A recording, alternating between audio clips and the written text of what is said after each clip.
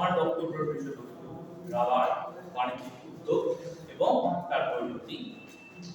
ব্রহ্মপুত্র অববাহিকায় ঔপনিবেশিক অর্থনৈতিক নীতির একটি পর্যালোচনা।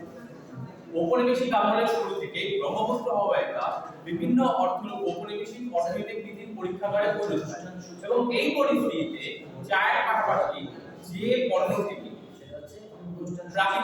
ঔপনিবেশিক পরীক্ষার অন্যতম বিষয়বস্তু এটা তার মধ্যে অন্যতম হলো রাবার।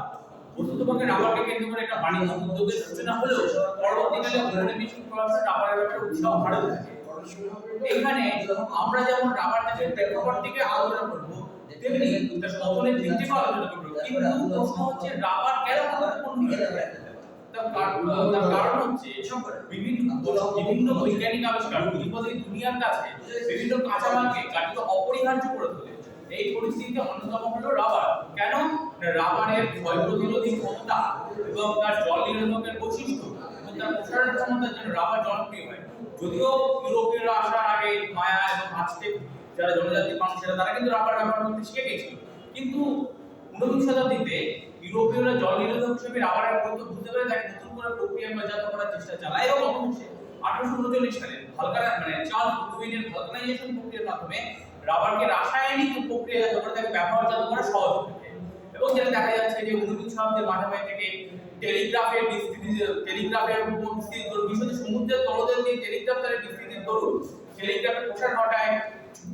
টেলিগ্রাফের যে তামাকটা তার জল নিরোধক হিসেবে কিন্তু রাবার ব্যবহৃত হতো, ফলে টেলিগ্রাফের প্রসারের সাথে সাথে রাবারের প্রসার ঘটে। অন্যদিকে চিকিৎসা শাস্ত্র এবং সামরিক সরঞ্জামের জন্য রাবার ব্যবহৃত হয়।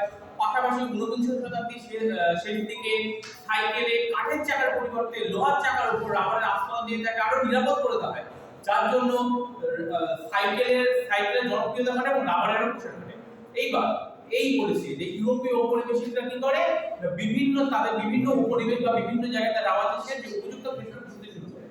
ব্রিটিশরাও কিছু ছিল না, এক্ষেত্রে মালায়া, বার্মা, পূর্ব আফ্রিকার পাশাপাশি তারা অসমের ব্রহ্মপুত্র অববাহিকাও চিহ্নিত করে তার উষ্ণ আর্দ্র জলবায়ু উপযোগীর জন্য এবং যে প্রজাতিটিকে ব্যবহার করে তার নাম হচ্ছে ফিকাস প্লাস্টিকা। এবং 1810 সালে তারা এই প্রজাতিটির ব্যাপারে জানতে পারে এবং ম্যাথু রিচার্ড স্যামুয়েল নামক একজন ঔপনিবেশিক পদাধিকারী তিনি সিলেট থেকে এই ফিকাস প্লাস্টিকা গাছের একটি নমুনা তিনি উইলিয়াম রক্সবার্গকে পাঠান এবং 19 শতাব্দীর মাঝামাঝি কিন্তু ইউরোপীয় যারা গবেষক ঔপনিবেশিক গবেষকরা তারা কিন্তু বুঝতে পারে যে এই গাছটি রাবারের একটি উৎস হিসেবে কাজ করবে।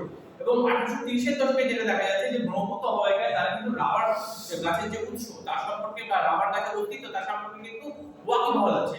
1838 সালে উইলিয়াম গ্রিফিথের যে রিপোর্ট সেখান থেকে কিন্তু আমরা যেরকম দেখতে পাচ্ছি যে এখানে খাসিয়া পাহাড় এবং ব্রহ্মপুত্র অববাহিকায় রাবার গাছের অস্তিত্ব এবং তার বাণিজ্যিক গুরুত্ব।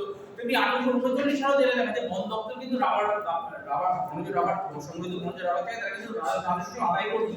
যদিও 1860 এবং 1870 দশক থেকে এর বাণিজ্যিক পরীক্ষা নিরীক্ষা হলো বাণিজ্যিক উদ্যোগ শুরু হয় এবং সেটার মূল উদ্যোক্তা ছিলেন গুস্তাভ বার্ন। 1869 সালে 3রা এপ্রিল গুস্তাভ বার্ন একটি চিঠিতে ব্রহ্মপুত্র অববাহিকায় রাবারের ব্রহ্মপুত্র বিশেষত দরং জেলার চারডুয়ার্স করিডোয়ার্স অঞ্চলের যে রাবার চাষের গুরুত্ব এবং তার বাণিজ্যিক সম্ভাবনার উপর আলোকপাত করে এবং তিনি দেখান যে 1863 থেকে 1888 সালের মধ্যে বনজ রাবার খাতে সংগৃহীত হয়েছে টোটাল 48,000 টাকা। এবং অন্যদিকে যদি দেখা যায় যে এই যে রাবার যেগুলো বনজ স্থানীয় ডাফলা বড় প্রভৃতি জনজাতি লোকেরা সংগ্রহ করছে সেগুলো কিন্তু কিনছে স্থানীয় মারোয়ারি ব্যবসায়ীরা, তারা আবার কলকাতায় সাপ্লাই করছে।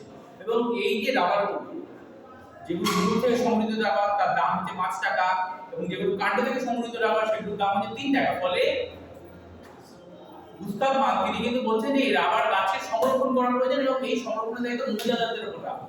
এবং এই সূত্র ধরে 1874 সালে প্রথম অসমের দরং জেলার চারডুয়ার্স অঞ্চলে প্রথম রাবার বাণিজ্যিক স্তরে রাবারের পরীক্ষামূলক আবাদ শুরু হয়। এবং 1874 সালে 19 এপ্রিল যে রিপোর্ট যে চিঠি পাঠাচ্ছেন গুস্তাভ বার্ন তাতে দেখা যাচ্ছে যে এই চারডুয়ার রাবার প্রকল্প কিন্তু সাফল্যের সাথে এগোচ্ছে। কিন্তু 1881 সালের সেপ্টেম্বর মাসের একটি রিপোর্টে যেটা দেখা যাচ্ছে যে রাবার মহলগুলোকে কিন্তু বিক্রি করে দেওয়ার প্রস্তাব হচ্ছে, অর্থাৎ রাবার একটি আর্থিক সংকটে ভুগছিল। এবং 1896 সালের রিপোর্টে যেটা দেখা যাচ্ছে যে আর্থিক শ্রমিক সংকট এবং রাবার গাছগুলির স্বাস্থ্য অবনতির কারণে রাবার প্রকল্প মারাত্মক সমস্যার সম্মুখীন হয়েছে এবং 1894 সালে চারদুয়ার রাবার প্রকল্পের ক্ষেত্রে নন এক্সটেনশন অর্থাৎ কিনা প্রসারণের ক্ষেত্রে যে অসম্মতির যে সরকারি প্রতিবেদন তার থেকে কিন্তু স্পষ্ট হয়। যদি 1899 সালে এটি আবার সক্রিয় করার প্রচেষ্টা লক্ষ্য করা যায় কিন্তু সফল হয়নি। কেন?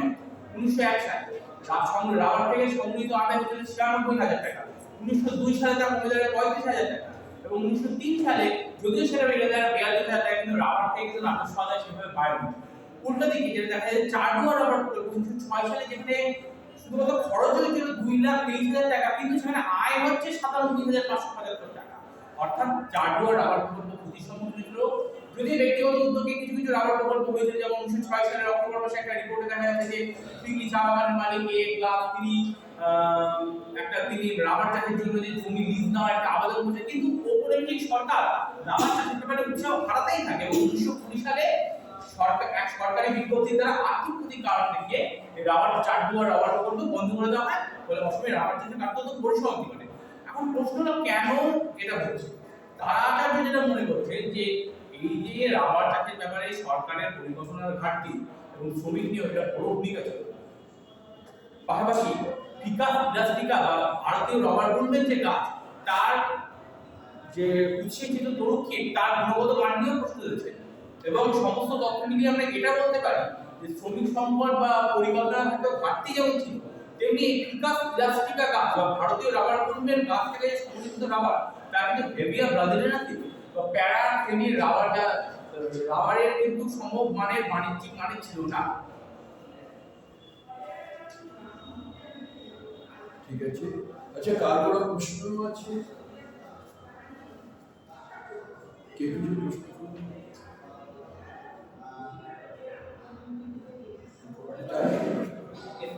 সুন্দর পেপার, খুব ভালো লেগেছে।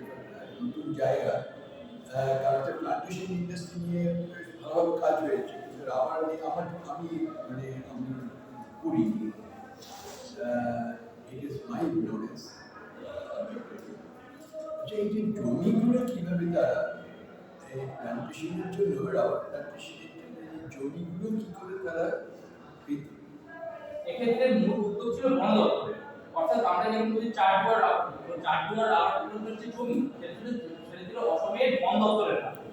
এইবার যখন রাবার প্রকল্প বিশেষ চারদুয়ার এবং কৈরুয়ার এবং কুর্সির কথা আমি বলতে পারি, সেখানে কিন্তু বন দপ্তরই তাদেরকে জমি দিয়েছে রাবার প্রকল্পের জন্য এবং বন দপ্তরই প্রাথমিকভাবে উদ্যোগ নিয়েছিল পরীক্ষা নিরীক্ষামূলকভাবে রাবার চাষ করার জন্য।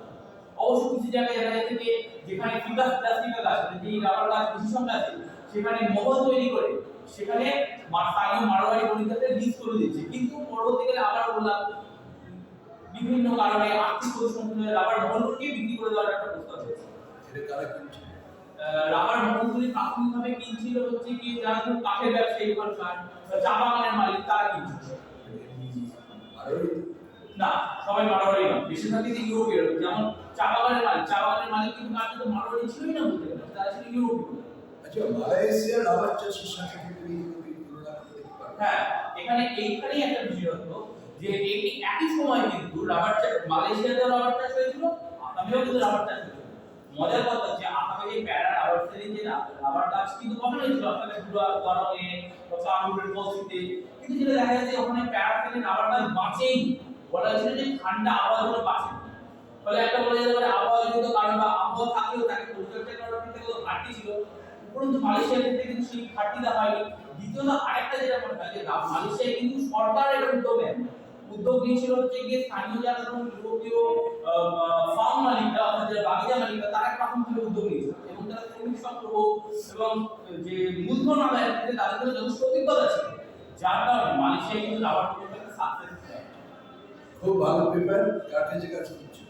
স্যার, আমি কাজ করছি যে বিদ্যাসাগর বিশ্ববিদ্যালয়ের ডক্টর কৌশিক দাস বলতে পারি। আচ্ছা আচ্ছা, এবং আমার বিষয়বস্তুই ঔপনিবেশিক কাঠামো।